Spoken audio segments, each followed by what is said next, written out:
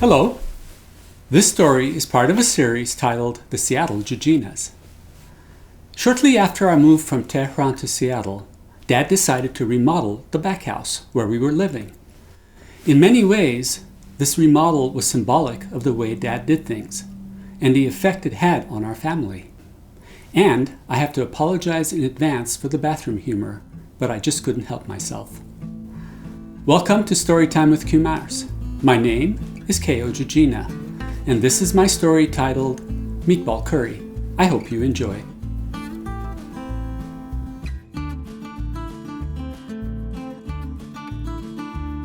The tenant who occupied the Seattle back house, a rental we owned on 327 Northwest 88th Street, had been given notice to vacate.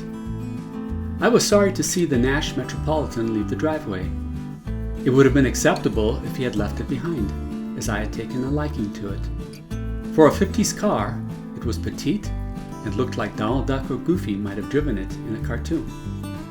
Dad had not yet begun his search for work, and leisure time was not something he responded well to. His plan was to get things squared away on the home front. I, on the other hand, could not wait for Dad to get out of the house. Being home meant finding things for Brother and me to do, and keeping a tight rein on the family. "Boys, we're going to remodel the back house before you move in," said Dad, making his first senior executive decision. I loved the idea of Brother and I having the back house all to ourselves. The front house, all 440 square feet of it, which shared the same lot, had turned into cramped quarters for the five of us. The only problem was we knew nothing about remodeling. Homes in the US were built quite differently than those in Iran. For one thing, they were built out of wood. The back house was a cozy one-bedroom cottage with its own charm. The entryway opened into the living room, which looked into a kitchenette. Kitchenette being a fancy word for tiny space and no elbow room.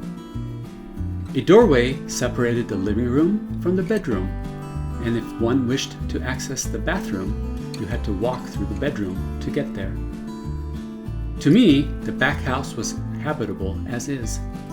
However, Dad said the tenant had reported an issue with water flow in the bathroom, so we decided to investigate. The toilet, sink, and bathtub looked like they had been there since the place was built back in the 40s.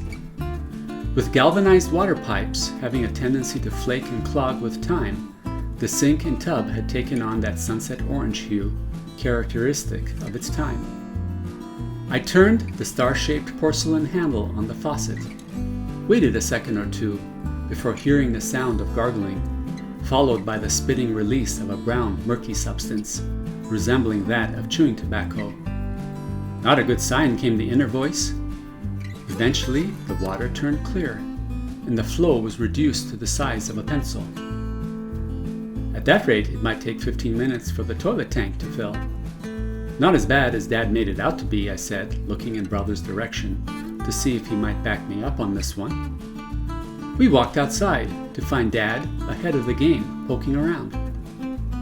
"So, how do we get under the house and work on the plumbing?" he asked, as if I was in the know. We searched for a crawl space entrance but found none. Dad was getting hot under the collar. His frustration showed. "What type of idiots build a house without access to the crawl space?" said Dad as he scolded the builders. With a hammer and crowbar, he went about making his own entrance. Dad began the effort, only to hand it off to me to finish. "See, son, do it like this." In another life, searching for the crawl space entrance might have felt like Harrison Ford and the Holy Grail. With Dad, it felt more like opening Pandora's box after the goddess Hope had fled the castle. With the first panel out of the way, we uncovered a network of spider webs so thick you couldn't see through it. Dad grabbed his long screwdriver from the tool bucket, and in a swirling motion like that of a magic wand, cleared a path. The webbing stuck to the screwdriver, refusing to let go, and grew larger with each spell he cast. A chill ran up my spine, as it begged the question what type of spider was responsible for this. Inside, the lighting was poor. Dad's flashlight did not reach all the way back.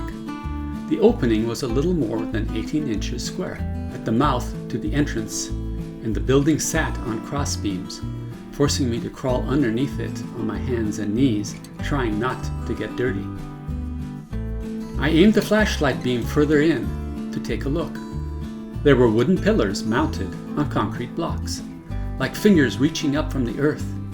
It looked like they might retract at any moment, bringing the whole structure crashing down.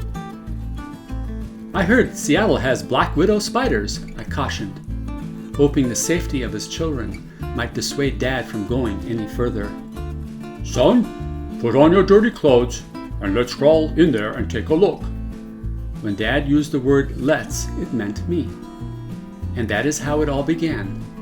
It took several months to get the work done. Each day after school and on weekends, crawling around holding the flashlight for Dad, fetching tools, or helping to tighten pipes under the house, we did not quite know what we were doing. Every time Dad took one thing apart, something else seemed to break. We got to know the employees at the hardware store quite well. At some point, when it should have been time to close things up, Dad pulled the rabbit out of the hat and announced the toilet was too close to the sink and should be moved by 2 inches. That was a tipping point for me. Being the person with the longest elbows, I sat down on the toilet and demonstrated there was ample room to perform any maneuver needed to have a successful bowel movement experience. But it did little good. At the end of the day, the toilet gained the additional 2 inches of clearance Dad wanted, and only then were we done. Finally, moving day came. Brother and I could not wait. Mom flipped a coin to see who got the bedroom. A feeling of envy ran through me as the coin landed on tails, and Brother chose the bedroom as his, and the living room was left to me to set up as my sleeping quarters. I felt the back room held a little more privacy, as the front room was open to the coming and going of traffic. The first night in our tiny bungalow, everything felt really good, and I fell into a deep coma sleep. Several months of hard work had gone into remodeling the back house, including allowing us to choose our own shade of deluxe paneling, as long as it fit inside the budgeted price range. Dealing with Dad's moodiness made the remodeling experience all the more challenging than it needed to be. But it was all over now, behind us, and we had survived.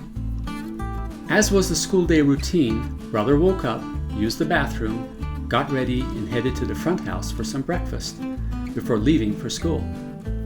When it was my turn, I opened the door to the bathroom and was met by a stench so foul it felt like walking into a concrete wall. My reaction was to shut the door immediately.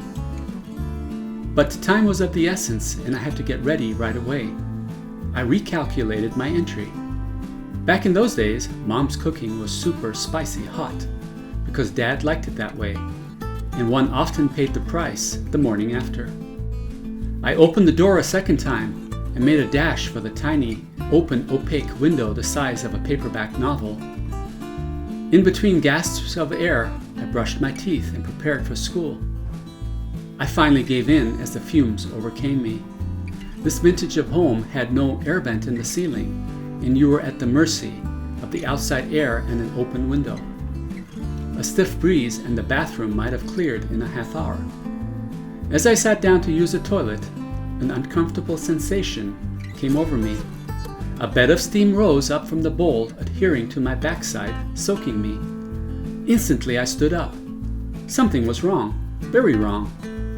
Trying to make some sense of the situation, I felt the toilet tank. It was super hot. Shoot! In his haste to get the job done, Dad had connected the hot water line to the toilet. This was not going to work. Somehow the curse from Iran had followed us to the US. Instead of the race to the bathroom to see who showered with the red towel first, now it was the toilet. The toilet had become a point of contention between Brother and me, as he would start to yell if I took too long to shut the door. Then there were times, if Brother was being an exceptional butt, I intentionally lingered with the door open so the fumes would fill his space. It would be a couple of years before Dad finally got around to fixing the plumbing fiasco. It was just before he sold the place. Of course, hiring someone to do the work would have been far too easy and out of the question. In the meantime, on hot summer nights, a passerby could be seen sniffing the air as he walked by our home, wondering what Mama Jijina had cooking for that night's dinner. If he only knew.